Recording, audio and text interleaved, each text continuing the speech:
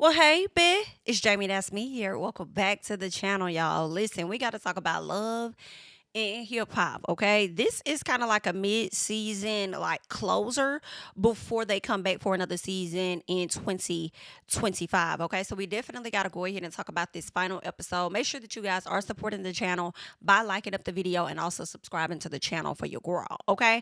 Let's get into Sierra and Spice, okay? Because of course they link up, and Sierra walked in there like she really didn't want to say shit to Spice. She walked in there like she was kind of forced to have this meeting by production. So I thought that was funny. And Spice was like, wait a minute, is that what we doing? No, I'm just trying to see if that's what we doing, okay? And Sierra was kind of like, yeah, that is what we doing, BIT, because you should have never sat up there and let that play me out like that.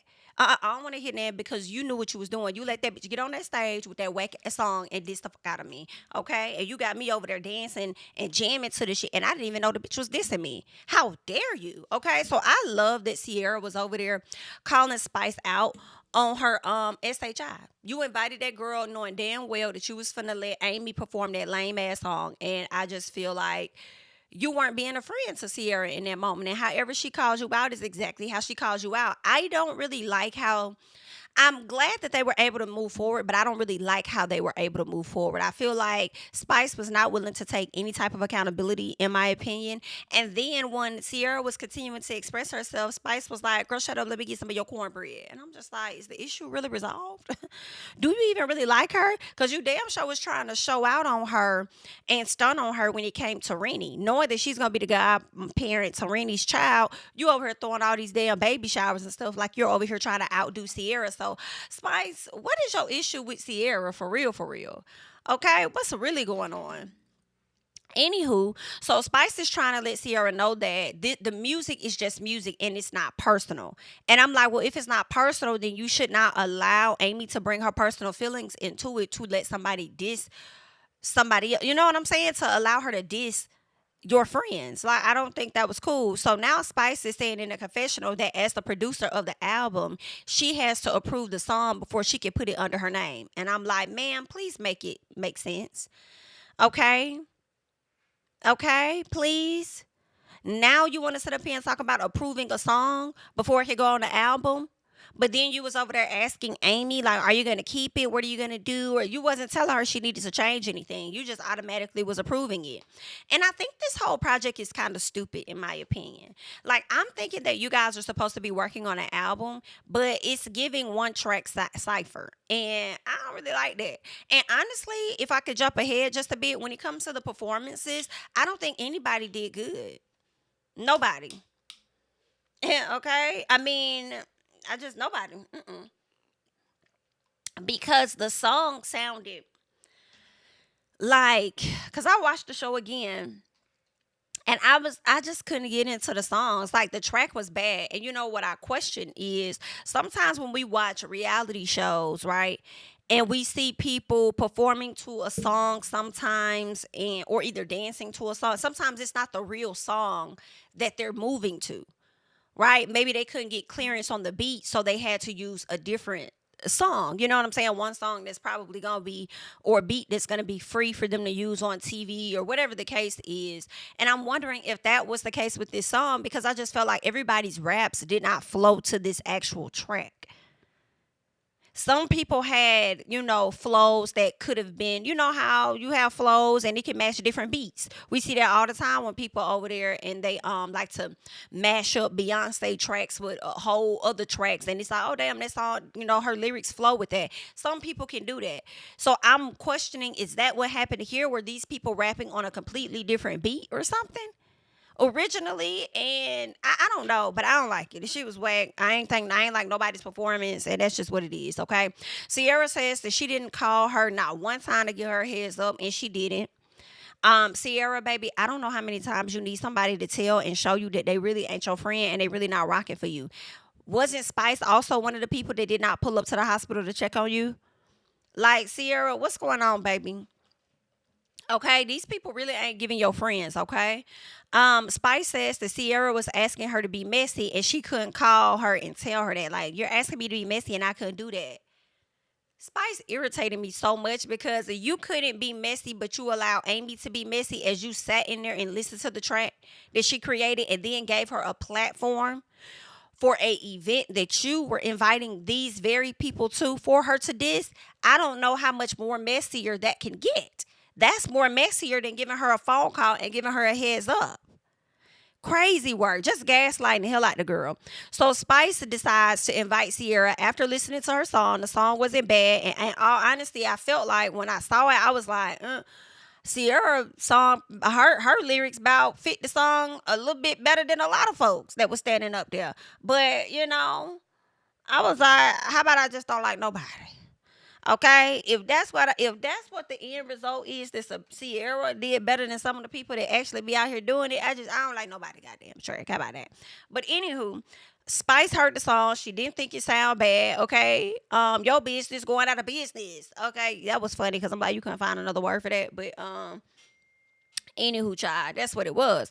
So she says she can't tell anyone what to say, and as an artist, I can't tell you what to say either. So sis, I want you to be a part of this project that I'm doing and come to the cipher. Just like I couldn't tell Amy, I'm not going to tell you what to do. So if you want to bring your disses, girl, bring your disses. Bye, Spice. Bye, girl. Bye, girl. Let's get to Rashida and Kirk. So Rashida and Kirk are back together. Kirk is explaining himself and says he only deleted the messages because her energy was negative. Bye, Kurt. Bye. Bye, sir. See you later. It's another day in Frostland. All right. They're happy. They working on their marital issues as usual. Goodbye. Okay. We are tired of Kirk and his excuses, and we tired of Rashida. So good luck. Whatever y'all want to do, y'all gonna do that anyway. Cause that's just how y'all is. All right. Bambi and Chaotic. Of course, they're talking about Scrap because I believe at this point we're getting to the cipher. Okay. The cipher in the A or whatever she calls it. So they're talking about Scrappy. She's trying to understand what's the conflict because I heard that you guys was beefing. Okay.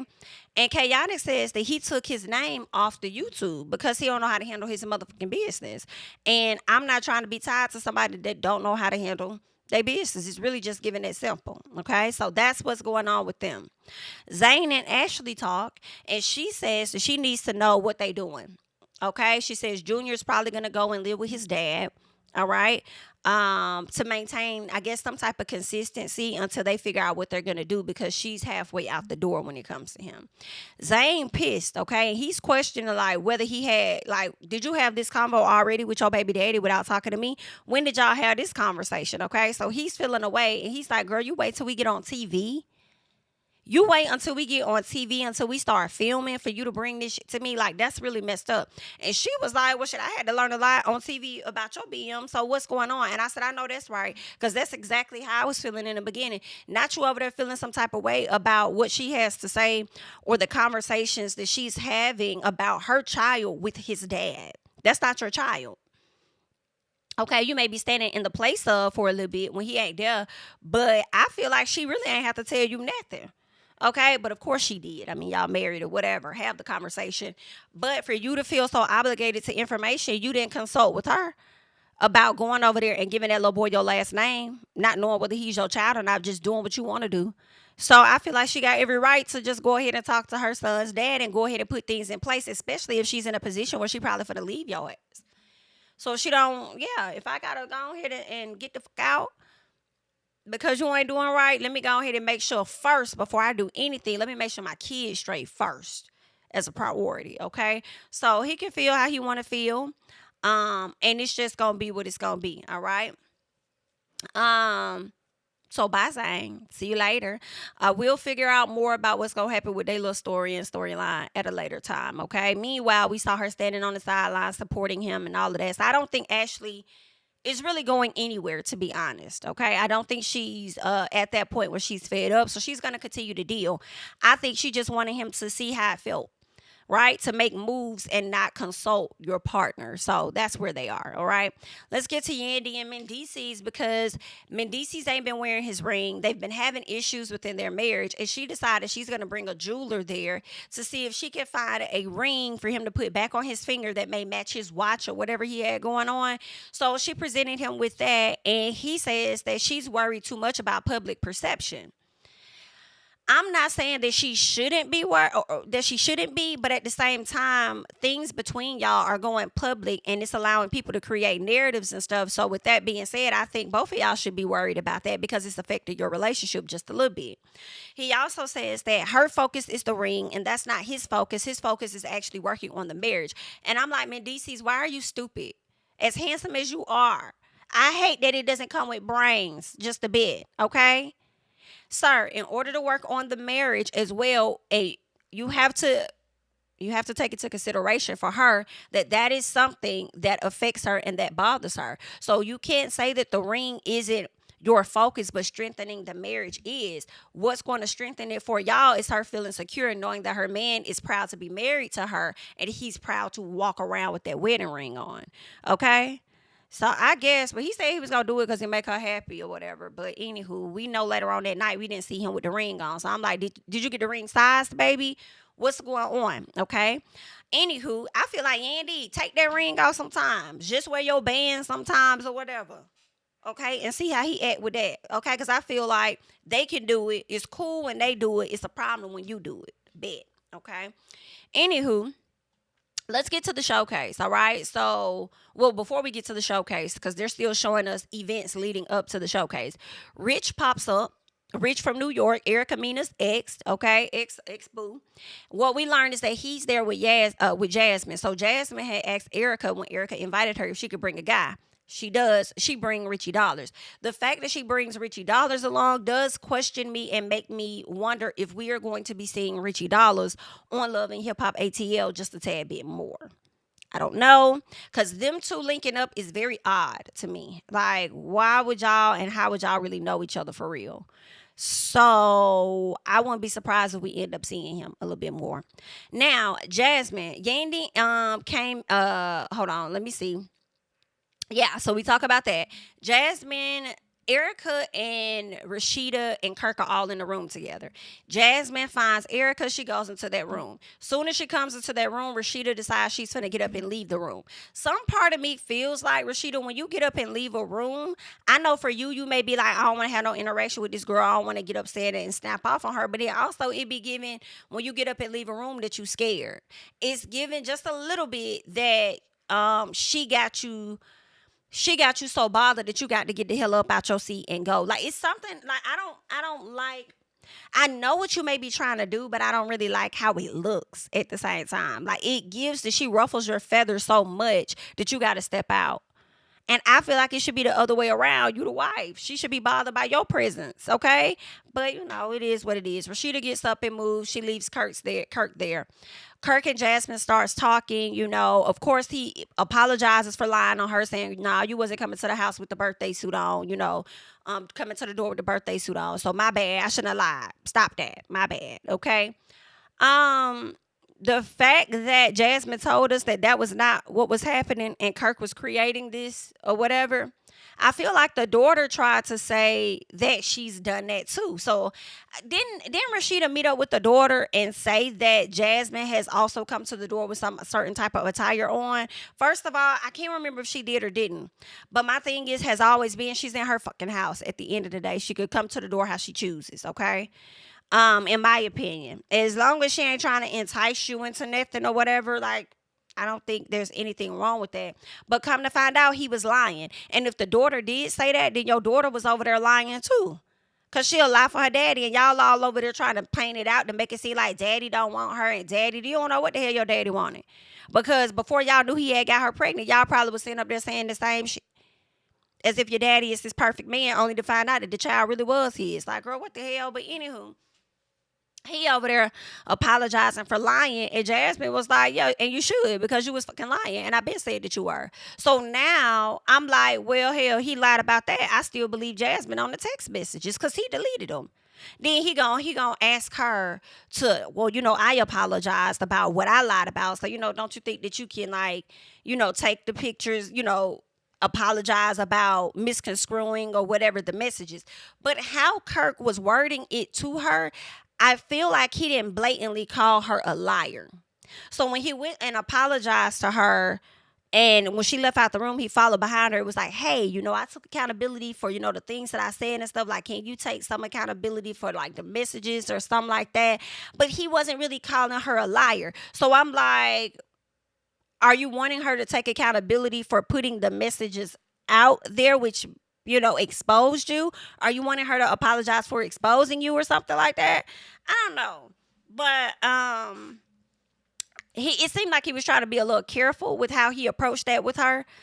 But the end result is I feel like he was lying at the end of the day. And Jasmine was like, no, because your stuff you needed to apologize for it because you lied on me. I, on the other hand, did not lie on you. So I'm not finna delete or apologize, not so much as delete. I'm not finna apologize about shit.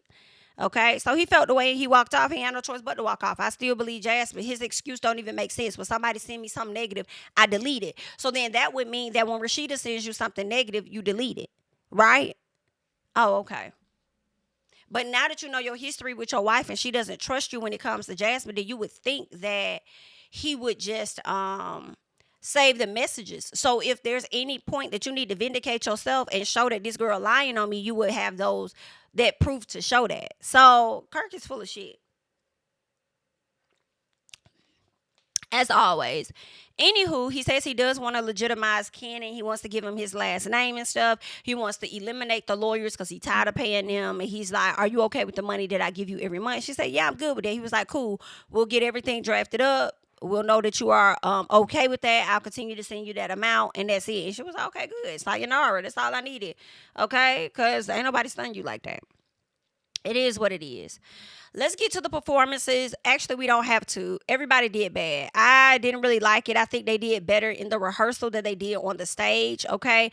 I put it on one, I usually I like to fast forward through stuff, but I'm like, nah, let me put it on like the normal speed so I can actually hear what the people are saying and listen to the songs. And this shit was terrible. I don't care. Like nobody. And then you know what the other thing was? The other thing was this. They did not play people's tracks long enough for us to really connect with what they were saying. And I feel like the starting point, like, usually you could get the build up of the song, get the vibe before the person, does their song so you can like flow with it. It just wasn't good. The editing wasn't good, which therefore made their performances look bad. And I just wasn't hearing it. Shekinah was over there fucking up, but she was doing the best that she could, I just was not, And whatever Sierra did, like once they cut the music, she's still trying to freestyle and stuff. And I'm just like, this is not it. Y'all look terrible. Anywho, Sierra brings up Scrappy's name when she talked about old girl smashing on Bambi's ex-man, and then Scrappy wants to get offended because he just wants to be a part of it so bad. Like, yeah, they mentioned you, but Amy been mentioning you. Even when Spice called out the fact that Amy said that y'all was together and doing this and that, you ain't even blow up on them like that or blow up on her. Spice has said it on more than one occasion. You ain't blow up on her, but you feel like because it's Bambi and somebody else is friends with Bambi that you could disrespect them and then call them hoes and all this other stuff. Then talk about you was assaulted on the track. You sound so fucking stupid. He sounded so dumb in my opinion. So she brought up the fact that him and Amy messing around, and really this is what Amy is going around telling folks. So come on now, and you about doing it too. While you over there telling Rollo or whoever else that you went on a date with Amy, like, we learned that Chaotic wrote the song for Sierra. So Scrappy gets upset and he's like, oh, he did that. So he wants to walk up on Chaotic and flex on Chaotic. So he like runs up on him like, hey, I need to talk to you. But it looks like he kind of pushed him or did something to Chaotic, because Chaotic kind of like, step back type thing. It was some movement that definitely happened. So they was finna really get into it. Scrappy tried to explain like, bro, he doing all this dramatic stuff. Everybody act like I'm trying to do something to him. I just walked up to her like, hey, cuz, I need to talk to you. And Zane was like, yeah, I see how you trying to downplay it. But nah, you definitely like put your hands on that man, and not in a good way. Like, let's not. Okay? You definitely was trying to get some stuff started. It wasn't no light tap as you're trying to make it appear. So Chaotic was upset. Scrappy was upset. Everybody was upset, and it just wasn't that deep. It wasn't that deep. I think Scrappy came at chaotic with some misdirected energy. I really don't think that he was mad about this man writing lyrics or whatever for the like, you know what I'm saying? So, and I feel like chaotic could be mad at you for messing around with Amy when you knew that he liked Amy, even though they was close friends, but he ain't even say nothing about that. So, anywho, child. Spice afterwards talks about how she wants to cancel the whole thing because she feel like people can't get along. And I'm like, you do know that all of this is your fault. All of this is your fault because had you never let Amy diss anybody, nobody else would have came up with a diss. Nobody else would have wrote a diss for anybody. Nobody's name would have been thrown under the bus in no way, shape, or form. Amy brought all of these people into play, but you allowed her to do it. So this is your fault. So if you don't want to do it or you do want to do it, then that's on you. And because of how messy this is, I see why Jock didn't want to be a part of this. Okay, but anywho, Jasmine. Afterwards, Jasmine bumps into Yandy and Mendeecees, and she says something like, "Oh, this is the Kirk Frost. The Kirk the Frost coat or something like that. This the Frost coat." And so I think that's when Richie Dollars was like, "Hey, like Jasmine, you know Mendeecees?" Being messy, girl, just being messy. And she was like, you don't know me, you don't know me. I felt like she came on strong.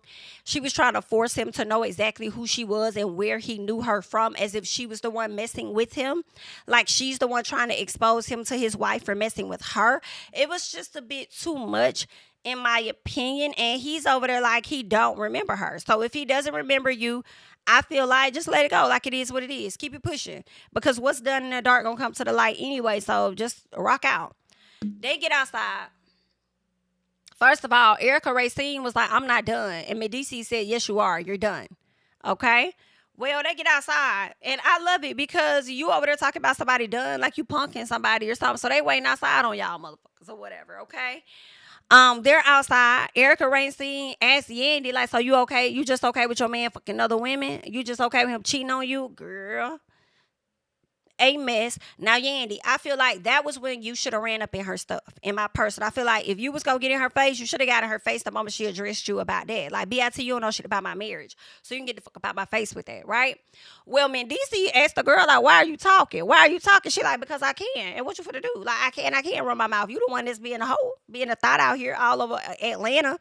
So then Yandy decides to run in her face then. Now, I don't fully fault Yandy for getting in the girl's face because, you know, she wants to defend her husband. And before I let my husband sit up there and do anything that's going to lead him to catching charges, BIT, I'm going to catch him first, okay? Since you want to be, you know, Thug Luther King Yandy, honey. Okay, then she gonna get up in your face. All right, the girl did not flinch. The girl did not move, bitch. Do you hear me? Everybody else on social media praising Yandy. Yeah, Yandy. She got up in her. She got up in how she supposed to. The girl, she didn't really move anything. She didn't really do anything. That girl did not fucking move. I feel like she barely moved when security came around. Okay. Barely did that. Like, and Yandy said, you're not gonna be talking to him like that. That girl said, I just did. And what are you gonna do, baby? And what are you gonna do?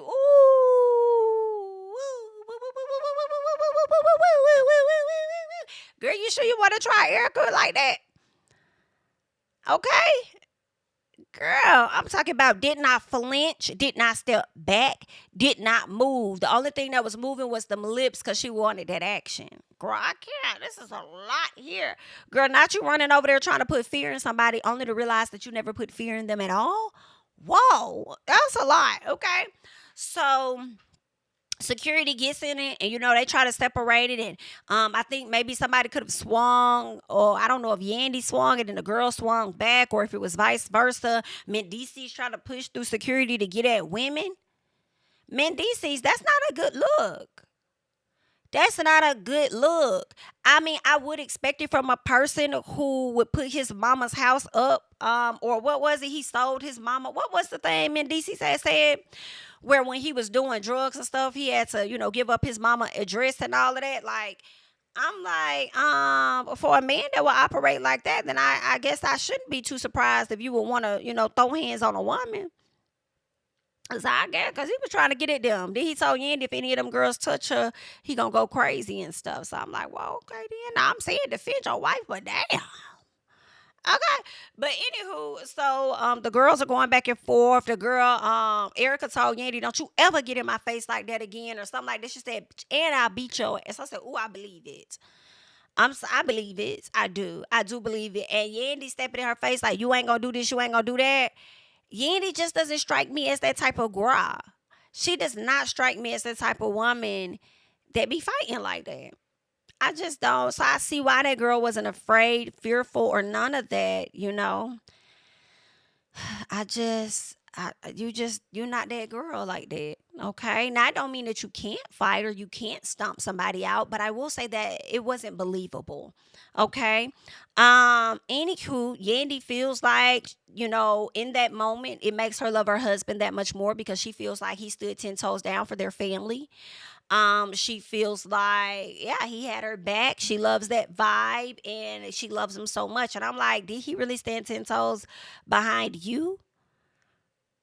Or was it the fact that this young lady was putting out the fact that he could have been with another woman? I don't know. But Yandy felt like it was, he did that for her. So who the hell am I? Congratulations and good luck, okay?